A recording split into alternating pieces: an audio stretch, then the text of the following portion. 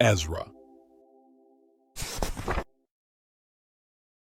In the first year of Cyrus king of Persia, in order to fulfill the word of the Lord spoken by Jeremiah, the Lord moved the heart of Cyrus king of Persia to make a proclamation throughout his realm and to put it in writing. This is what Cyrus king of Persia says: "The Lord, the God of heaven, has given me all the kingdoms of the earth, and he has appointed me to build a temple for him at Jerusalem in Judah. Any one of his people among you, may his God be with him, and let him go up to Jerusalem in Judah and build the temple of the Lord, the God of Israel, the God who is in Jerusalem.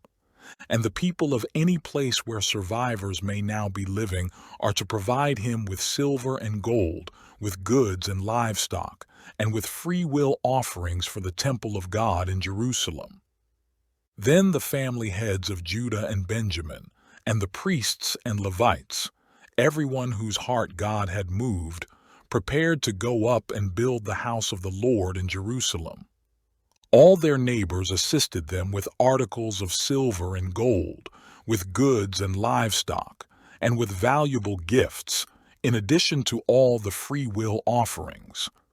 Moreover, King Cyrus brought out the articles belonging to the temple of the Lord, which Nebuchadnezzar had carried away from Jerusalem and had placed in the temple of his God. Cyrus king of Persia had them brought by Mithridath the treasurer, who counted them out to Sheshbazzar the prince of Judah. This was the inventory: gold dishes, 30 silver dishes, 1,000 silver pans, 29. Gold bowls, 30 matching silver bowls, 410 other articles, 1,000. In all, there were 5,400 articles of gold and of silver. Sheshbazzar brought all these along when the exiles came up from Babylon to Jerusalem. Now these are the people of the province who came up from the captivity of the exiles, whom Nebuchadnezzar king of Babylon had taken captive to Babylon. They returned to Jerusalem and Judah, each to his own town, in company with Zerubbabel, Jeshua, Nehemiah, Sariah, Realiah, Mordecai, Bilshan, Mispar, Bigvai, Rehum, and Baanah. The list of the men of the people of Israel: the descendants of Parosh 2,172, of Shephatiah 372, of Era 775, of Pahath Moab, through the line of Jeshua and Joab, 2,812, of Elam 1,254, of Zatu 945, of Zakkai 760, of Bani 642, of Bebai 623, of Asgad 1,222, of Adonikam 666, of Bigvai 2,056, of Aden 454, of Ater, through Hezekiah, 98, of Bazai 323, of Jorah 112, of Hashem 223, of Gebar 95, the men of Bethlehem 123, of Netopha 56, of Anathoth 128, of Asmaveth 42, of Kiriath Jearim, Kephirah and Beeroth 743, of Ramah and Geba 621, of Michmash 122, of Bethel and Ai 223, of Nebo 52, of Magbish 156, of the other Elam 1,254, of Harim 320, of Lod, Hadid, and Ono 725, of Jericho 345, of Sanaa 3,630. The priests, the descendants of Jediah, through the family of Jeshua, 973, of Immer 1,052, of Pashur 1,247, of Harim 1,017. The Levites, The descendants of Jeshua and Kadmiel through the line of Hodaviah, 74. The singers, the descendants of Asaph, 128. The gatekeepers of the temple, the descendants of Shallum, Ater, Talmon, Akub, Hatita, and Shobai, 139. The temple servants, the descendants of Ziha, Hasufa, Tabaoth, Keros, Siaha, Paddan, Labana, Hagaba, Akub, Hagab, Shalmai, Hanan, Gidel, Gahar, Reaya, Rezin, Nekoda, Gazam, Uza, Paseah, Besai, Azna, Miunim, Nefusim, Bakbuk, Hakufa, Harhur, Basluth, Mehida, Harsha, Barkos, Sisera, Tema, Neziah, and Hatifa.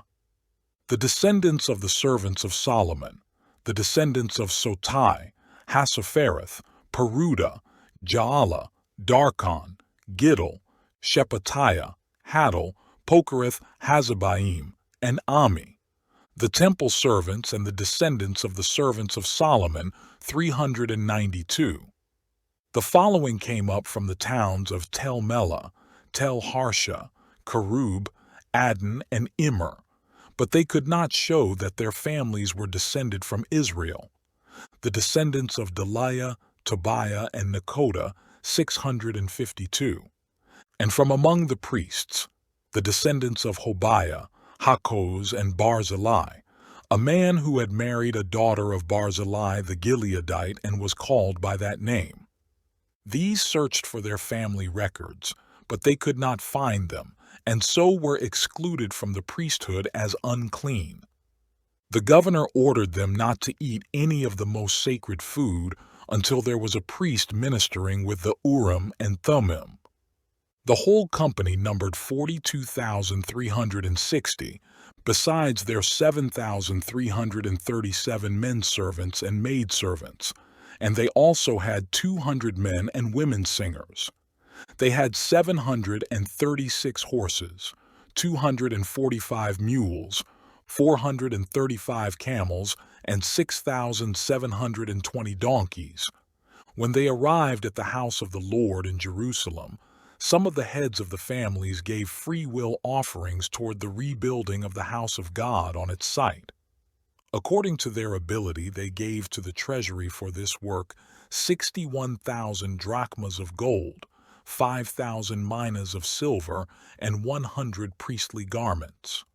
The priests, the Levites, the singers, the gatekeepers, and the temple servants settled in their own towns, along with some of the other people, and the rest of the Israelites settled in their towns.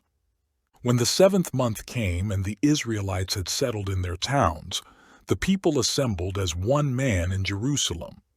Then Jeshua son of Jozadak and his fellow priests, and Zerubbabel son of Shealtiel and his associates began to build the altar of the God of Israel, to sacrifice burnt offerings on it, in accordance with what is written in the law of Moses, the man of God.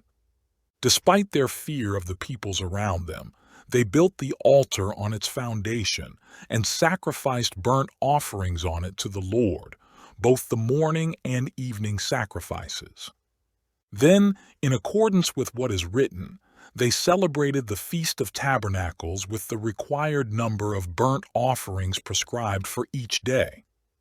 After that, they presented the regular burnt offerings, the new moon sacrifices, and the sacrifices for all the appointed sacred feasts of the Lord, as well as those brought as free will offerings to the Lord. On the first day of the 7th month they began to offer burnt offerings to the Lord, though the foundation of the Lord's temple had not yet been laid. Then they gave money to the masons and carpenters, and gave food and drink and oil to the people of Sidon and Tyre, so that they would bring cedar logs by sea from Lebanon to Joppa, as authorized by Cyrus king of Persia. In the 2nd month of the 2nd year after their arrival at the house of God in Jerusalem, Zerubbabel son of Shealtiel, Jeshua son of Jozadak, and the rest of their brothers, the priests and the Levites and all who had returned from the captivity to Jerusalem, began the work, appointing Levites 20 years of age and older to supervise the building of the house of the Lord. Jeshua and his sons and brothers, and Kadmiel and his sons, descendants of Hodaviah, and the sons of Henadad and their sons and brothers, all Levites, joined together in supervising those working on the house of God. When the builders laid the foundation of the temple of the Lord, the priests in their vestments and with trumpets, and the Levites, the sons of Asaph, with cymbals, took their places to praise the Lord, as prescribed by David king of Israel.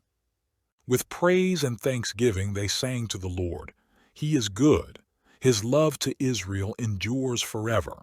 And all the people gave a great shout of praise to the Lord, because the foundation of the house of the Lord was laid. But many of the older priests and Levites and family heads, who had seen the former temple, wept aloud when they saw the foundation of this temple being laid, while many others shouted for joy. No one could distinguish the sound of the shouts of joy from the sound of weeping, because the people made so much noise, and the sound was heard far away.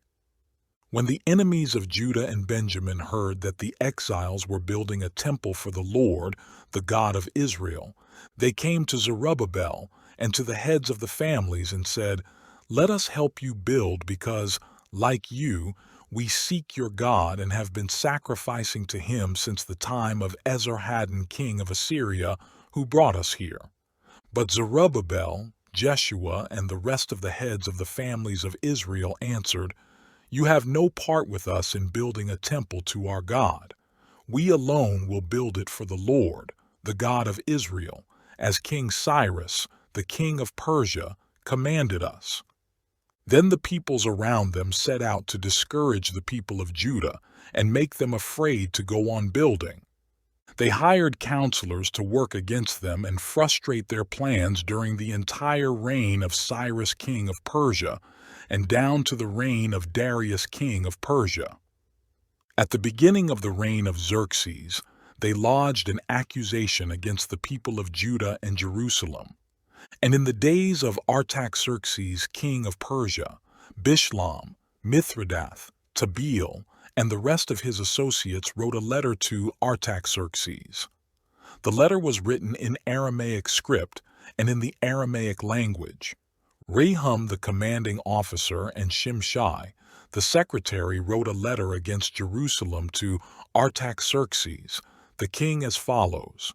Rehum, the commanding officer, and Shimshai, the secretary, together with the rest of their associates, the judges and officials over the men from Tripolis, Persia, Erech, and Babylon, the Elamites of Susa, and the other people whom the great and honorable Ashurbanipal deported and settled in the city of Samaria and elsewhere in Trans-Euphrates. This is a copy of the letter they sent him. To King Artaxerxes, from your servants, the men of Trans-Euphrates. The king should know that the Jews who came up to us from you have gone to Jerusalem and are rebuilding that rebellious and wicked city. They are restoring the walls and repairing the foundations. Furthermore, the king should know that if this city is built and its walls are restored, no more taxes, tribute, or duty will be paid, and the royal revenues will suffer. Now, since we are under obligation to the palace, and it is not proper for us to see the king dishonored, we are sending this message to inform the king, so that a search may be made in the archives of your predecessors. In these records you will find that this city is a rebellious city, troublesome to kings and provinces, a place of rebellion from ancient times. That is why this city was destroyed. We inform the king that if this city is built and its walls are restored, you will be left with nothing in Trans-Euphrates. The king sent this reply. To Rehum, the commanding officer, Shimshai, the secretary, and the rest of their associates living in Samaria and elsewhere in Trans-Euphrates. Greetings. The letter you sent us has been read and translated in my presence. I issued an order and a search was made, and it was found that this city has a long history of revolt against kings and has been a place of rebellion and sedition.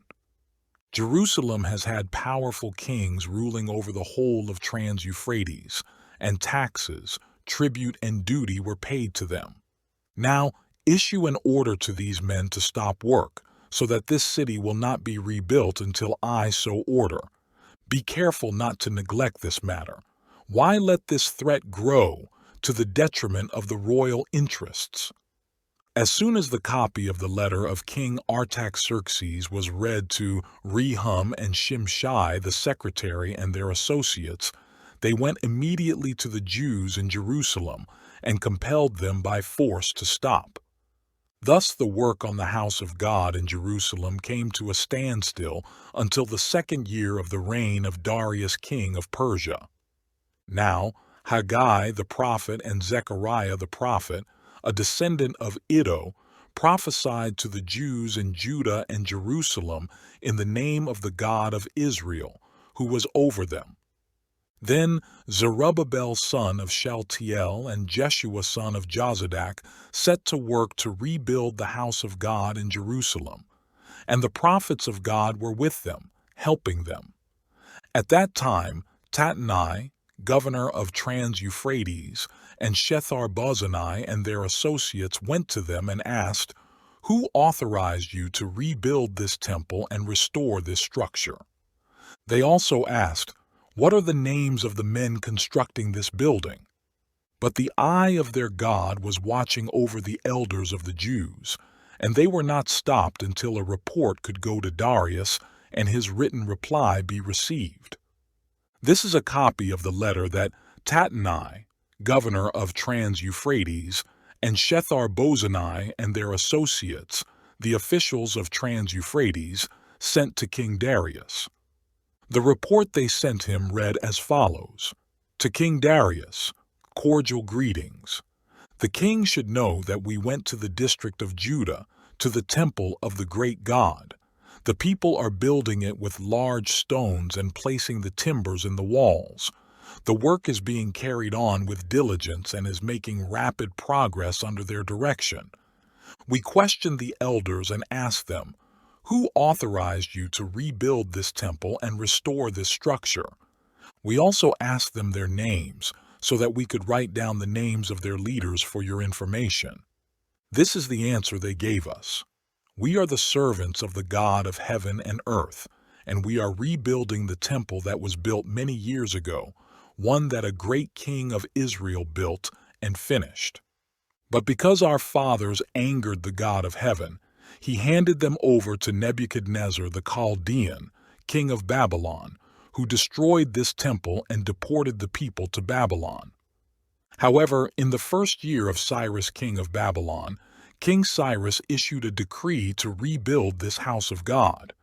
He even removed from the temple of Babylon the gold and silver articles of the house of God, which Nebuchadnezzar had taken from the temple in Jerusalem and brought to the temple in Babylon. Then King Cyrus gave them to a man named Sheshbazzar, whom he had appointed governor, and he told him, "Take these articles and go and deposit them in the temple in Jerusalem, and rebuild the house of God on its site." So this Sheshbazzar came and laid the foundations of the house of God in Jerusalem. From that day to the present, it has been under construction but is not yet finished. Now, if it pleases the king, let a search be made in the royal archives of Babylon to see if King Cyrus did, in fact, issue a decree to rebuild this house of God in Jerusalem. Then let the king send us his decision in this matter. King Darius then issued an order, and they searched in the archives stored in the treasury at Babylon. A scroll was found in the citadel of Ecbatana in the province of Media, and this was written on it: Memorandum. In the 1st year of King Cyrus, the king issued a decree concerning the temple of God in Jerusalem. Let the temple be rebuilt as a place to present sacrifices, and let its foundations be laid. It is to be 90 feet high and 90 feet wide, with 3 courses of large stones and 1 of timbers. The costs are to be paid by the royal treasury.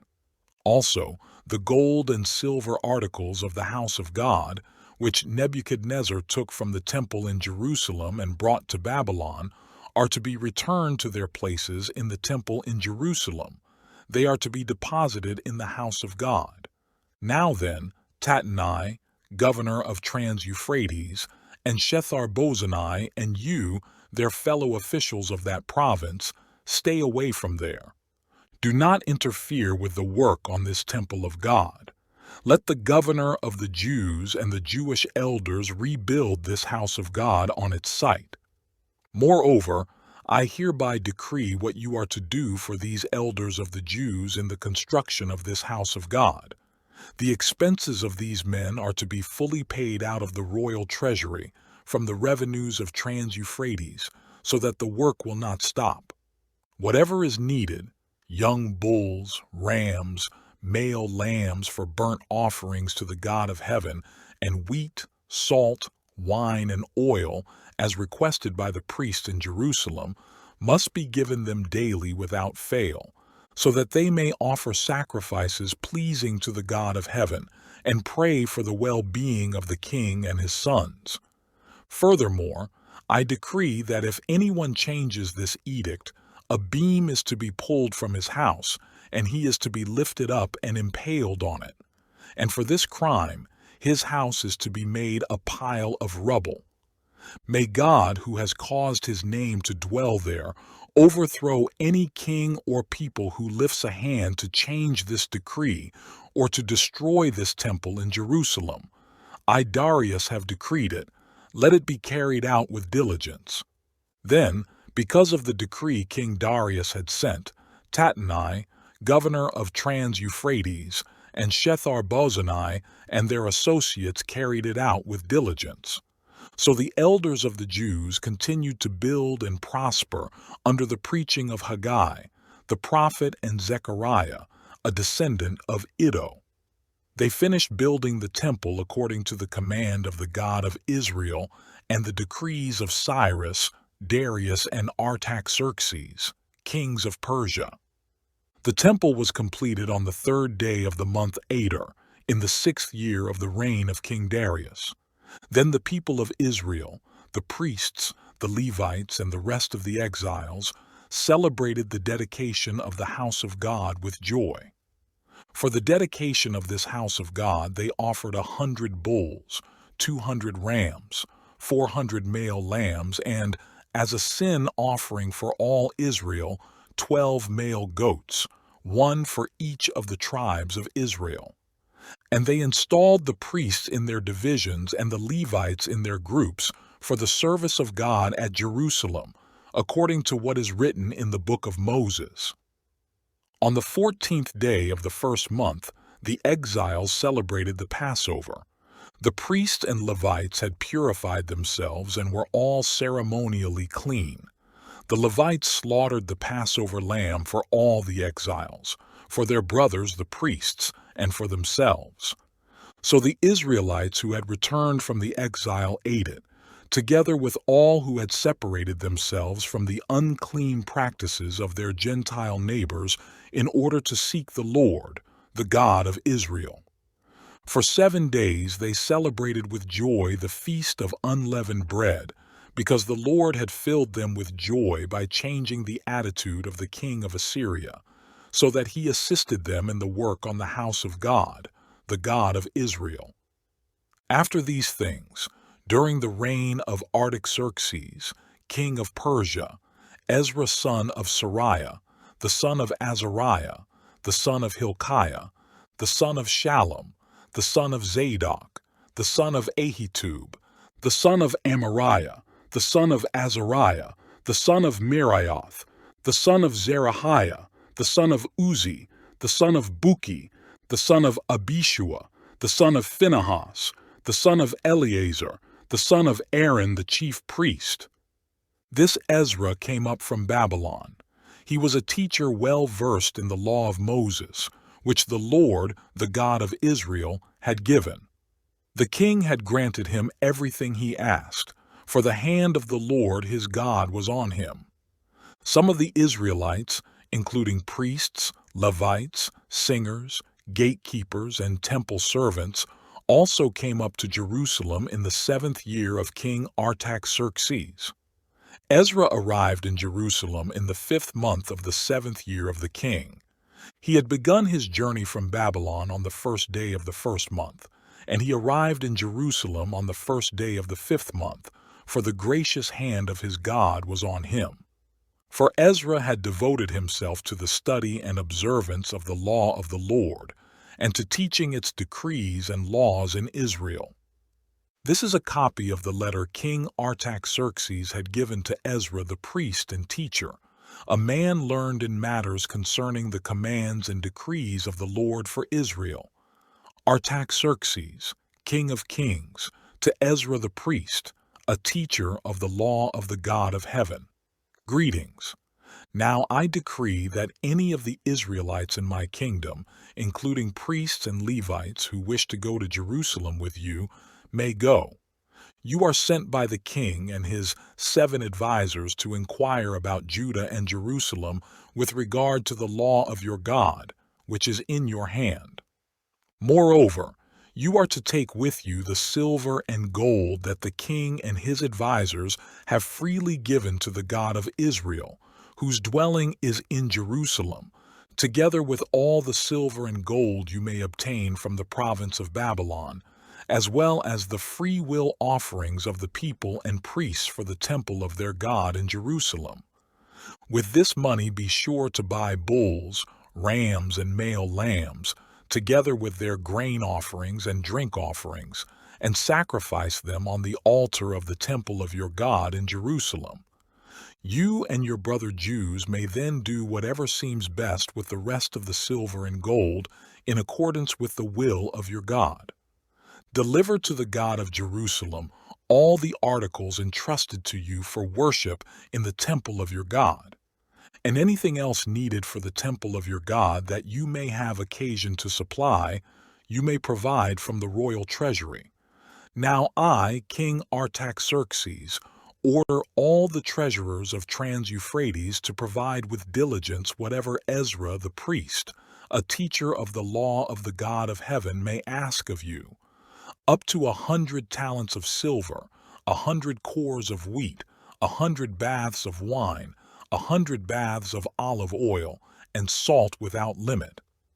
Whatever the God of heaven has prescribed, let it be done with diligence for the temple of the God of heaven. Why should there be wrath against the realm of the king and of his sons?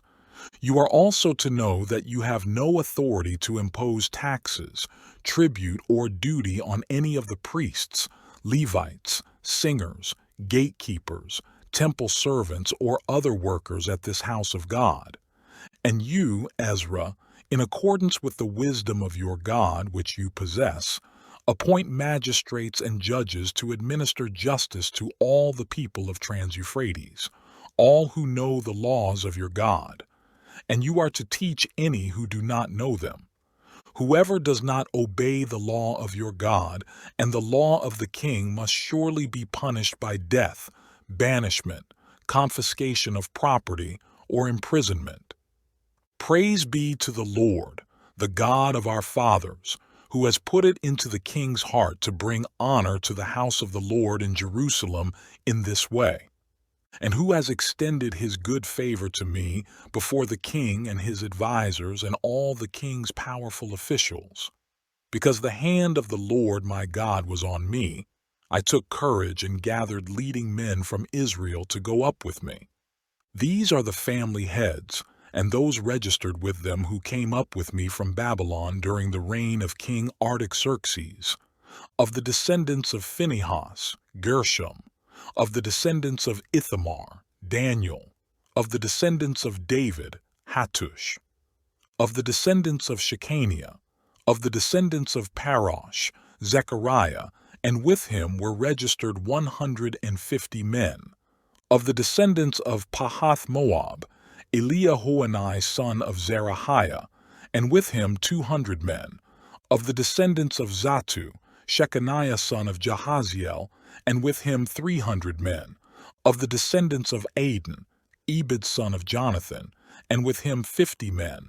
Of the descendants of Elam, Jeshiah son of Athaliah, and with him 70 men. Of the descendants of Shephatiah, Zebediah son of Michael, and with him 80 men. Of the descendants of Joab, Obadiah son of Jehiel, and with him 218 men. Of the descendants of Bani, Shelemith son of Josephiah, and with him 160 men. Of the descendants of Bebai, Zechariah son of Bebai, and with him. Of the descendants of Azgad, Johanan son of Hakatan, and with him 110 men. Of the descendants of Adonikam, the last ones, whose names were Eliphalet, Jewel, and Shemaiah, and with them 60 men. Of the descendants of Bigvai, Uthai, and Zakur, and with them 70 men. I assembled them at the canal that flows toward Ahava, and we camped there 3 days. When I checked among the people and the priests, I found no Levites there. So I summoned Eleazar, Ariel, Shemaiah, Elnathan, Jarib, Elnathan, Nathan, Zechariah, and Meshullam, who were leaders, and Joyarib and Elnathan, who were men of learning, and I sent them to Iddo, the leader in Casiphia. I told them what to say to Iddo and his kinsmen, the temple servants in Casiphia, so that they might bring attendance to us for the house of our God. Because the gracious hand of our God was on us, they brought us Sherebiah, a capable man from the descendants of Mali son of Levi, the son of Israel, and Sherebiah's sons and brothers 18 men, and Hashabiah, together with Jeshiah from the descendants of Merari, and his brothers and nephews. They also brought 220 of the temple servants, a body that David and the officials had established to assist the Levites. All were registered by name. There, by the Ahava Canal, I proclaimed a fast, so that we might humble ourselves before our God and ask Him for a safe journey for us and our children with all our possessions. I was ashamed to ask the king for soldiers and horsemen to protect us from enemies on the road, because we had told the king, "The gracious hand of our God is on everyone who looks to Him, but His great anger is against all who forsake Him." So we fasted and petitioned our God about this, and He answered our prayer. Then I set apart 12 of the leading priests, together with Sherebiah, Hashabiah, and 10 of their brothers, and I weighed out to them the offering of silver and gold and the articles that the king, his advisers, his officials, and all Israel present there had donated for the house of our God. I weighed out to them 650 talents of silver, silver articles weighing 100 talents, 100 talents of gold, 20 bowls of gold valued at 1,000 darics, and 2 fine articles of polished bronze, as precious as gold. I said to them, "You as well as these articles are consecrated to the Lord. The silver and gold are a free will offering to the Lord, the God of your fathers. Guard them carefully until you weigh them out in the chambers of the house of the Lord in Jerusalem before the leading priests and the Levites and the family heads of Israel." Then the priests and Levites received the silver and gold and sacred articles that had been weighed out to be taken to the house of our God in Jerusalem. On the 12th day of the first month we set out from the Ahava Canal to go to Jerusalem. The hand of our God was on us, and He protected us from enemies and bandits along the way. So we arrived in Jerusalem, where we rested 3 days. On the 4th day, in the house of our God, we weighed out the silver and gold and the sacred articles into the hands of Meremoth son of Uriah, the priest. Eleazar son of Phinehas was with him, and so were the Levites, Jozabad son of Jeshua and Noadiah son of Binnui. Everything was accounted for by number and weight, and the entire weight was recorded at that time. Then the exiles who had returned from captivity sacrificed burnt offerings to the God of Israel. 12 bulls for all Israel, 96 rams, 77 male lambs, and, as a sin offering, 12 male goats. All this was a burnt offering to the Lord. They also delivered the king's orders to the royal satraps and to the governors of Trans-Euphrates, who then gave assistance to the people and to the house of God. After these things had been done, the leaders came to me and said, "The people of Israel, including the priests and the Levites, have not kept themselves separate from the neighboring peoples with their detestable practices like those of the Canaanites, Hittites, Perizzites, Jebusites, Ammonites, Moabites, Egyptians, and Amorites. They have taken some of their daughters as wives for themselves and their sons, and have mingled the holy race with the peoples around them, and the leaders and officials have led the way in this unfaithfulness." When I heard this, I tore my tunic and cloak, pulled hair from my head and beard, and sat down appalled. Then everyone who trembled at the words of the God of Israel gathered around me because of this unfaithfulness of the exiles, and I sat there appalled until the evening sacrifice. Then, at the evening sacrifice, I rose from my self-abasement with my tunic and cloak torn, and fell on my knees with my hands spread out to the Lord my God, and prayed, "O my God, I am too ashamed and disgraced to lift up my face to you, my God, because our sins are higher than our heads, and our guilt has reached to the heavens. From the days of our forefathers until now, our guilt has been great. Because of our sins, we and our kings and our priests have been subjected to the sword and captivity, to pillage and humiliation at the hand of foreign kings, as it is today.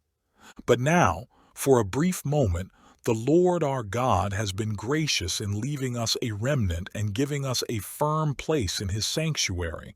And so our God gives light to our eyes and a little relief in our bondage. Though we are slaves, our God has not deserted us in our bondage. He has shown us kindness in the sight of the kings of Persia. He has granted us new life to rebuild the house of our God and repair its ruins, and he has given us a wall of protection in Judah and Jerusalem.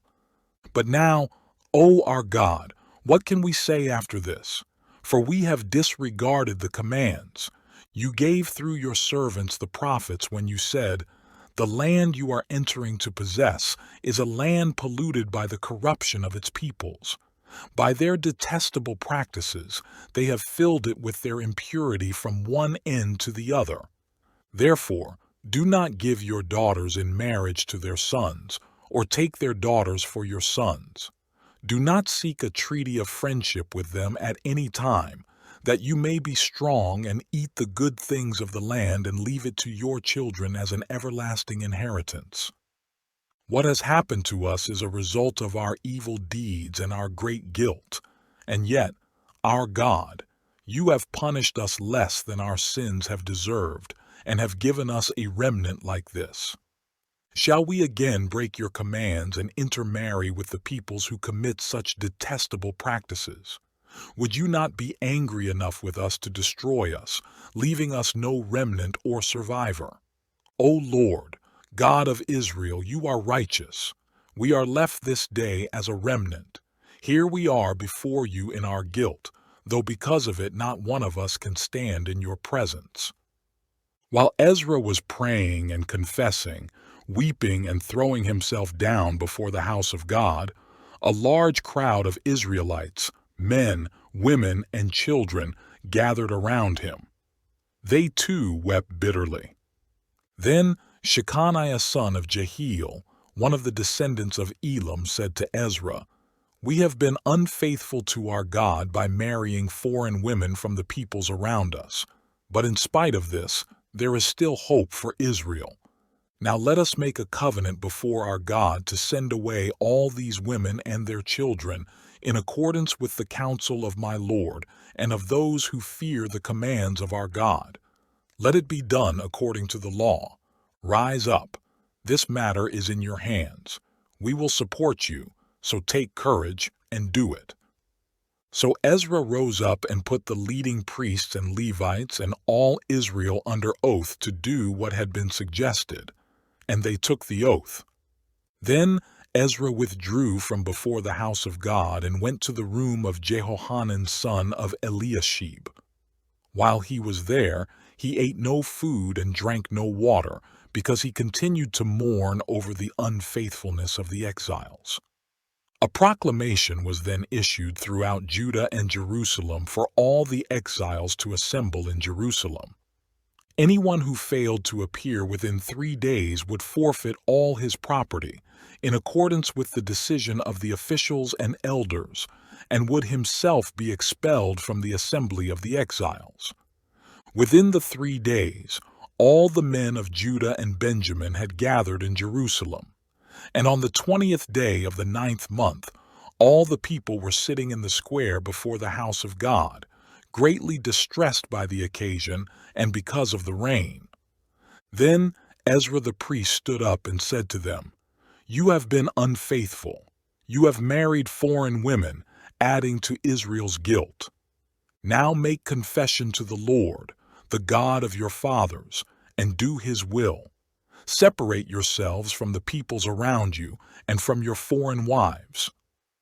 The whole assembly responded with a loud voice, "You are right. We must do as you say. But there are many people here, and it is the rainy season, so we cannot stand outside.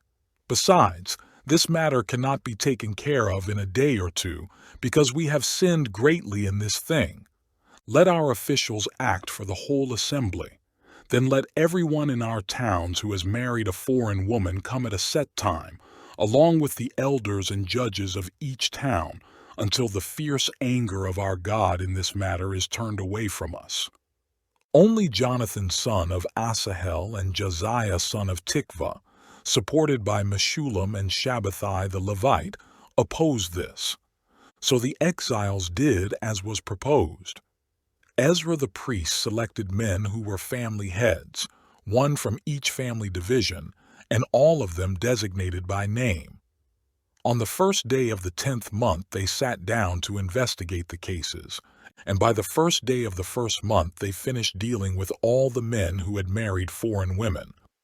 Among the descendants of the priests, the following had married foreign women, from the descendants of Jeshua son of Jozadak and his brothers, Messiah, Eleazar, Jarib, and Gedaliah. They all gave their hands in pledge to put away their wives, and for their guilt they each presented a ram from the flock as a guilt offering. From the descendants of Immer, Hanani, and Zebediah. From the descendants of Harim, Messiah, Elijah, Shemaiah, Jehiel, and Uzziah. From the descendants of Pashur, Elioenai, Maaseiah, Ishmael, Nethanel, Jozabad, and Elasa. Among the Levites, Jozabad, Shimei, Kaliah, that is Kelida, Pethahiah, Judah, and Eleazar. From the singers, Eliashib. From the gatekeepers, Shallum, Telem, and Uri. And among the other Israelites, from the descendants of Parosh, Ramiah, Isaiah, Malchijah, Mijamin, Eleazar, Malchijah, and Benaiah. From the descendants of Elam, Mattaniah, Zechariah, Jehiel, Abdi, Jeremoth, and Elijah. From the descendants of Zatu, Elioenai, Eliashib, Mattaniah, Jeremoth, Zabad, and Aziza. From the descendants of Bebai, Jehohanan, Hananiah, Zabai, and Athlai. From the descendants of Bani, Meshullam, Malach, Adiah, Jashub, Sheel, and Jeremoth. From the descendants of Pahath Moab, Adnah, Kalal, Benaiah, Maaseiah, Mattaniah, Bezalel, Binnui, and Manasseh. From the descendants of Harim, Eleazar, Ishijah, Malchijah, Shemaiah, Shimeon, Benjamin, Malach, and Shemariah. From the descendants of Hashum, Mattanai, Mattatah, Zabad, Eliphalet, Jeremiah, Manasseh, and Shimei. From the descendants of Bani, Maadai, Amram, Uel, Benaiah, Bediah, Keluhi, Vaniah, Meremoth, Eliashib, Mattaniah, Mattanai, and Jaasu. From the descendants of Binnui, Shimei, Shelemiah, Nathan, Adiah, Magnedabai, Shashai, Sharai, Azarel, Shelemiah, Shemariah, Shallum, Amariah, and Joseph. From the descendants of Nebo, Jael, Mattathiah, Zabad, Zabina, Jaddai, Joel, and Benaiah. All these had married foreign women, and some of them had children by these wives.